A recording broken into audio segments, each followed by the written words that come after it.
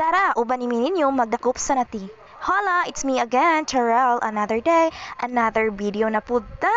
Padulong na ta sa atong padulungan nga walay kasigurdo ang madakpan. Busa, kami nagsalig nga dili mawagtang sa paglaom kay kami naning kamot. Sa pilaray dagan nga walay paglangay kami naabot. Makaamis kayo ang view. Ambot og ganahan ba mo sa view diri sa camera pero sa personal ambot kanindot na malang makita gyud ang inyong silingan nga grabing nagbantay sa inyo. Charis.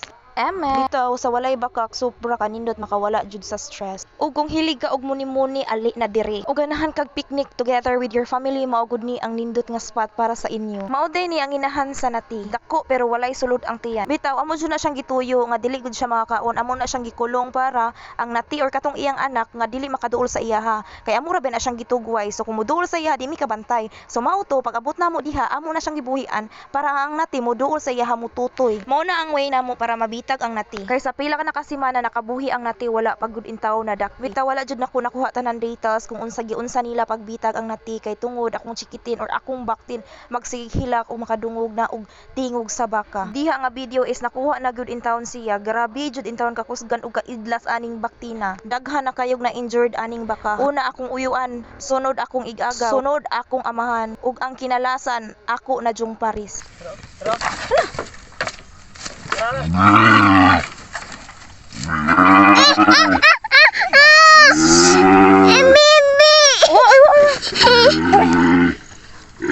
Grabe ba di ani kakusganing baka ha? Maong gihigtan na mo ang iyang duha ka tiil sa pangunahan.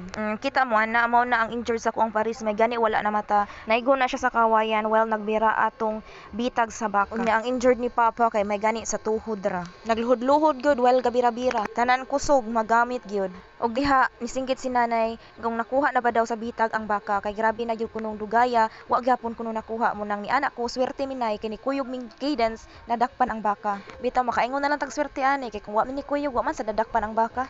Og diha naabot na si Yuyo para magtaod sa busal sa baka or kana ganing pangilong niya. Ug sa walay paglangay kay hapon na pud hapit na pud mungit-ngit na human nagtaod ang busal sa baka. Ug diri lang ta kutob ang uli nami. Bye-bye.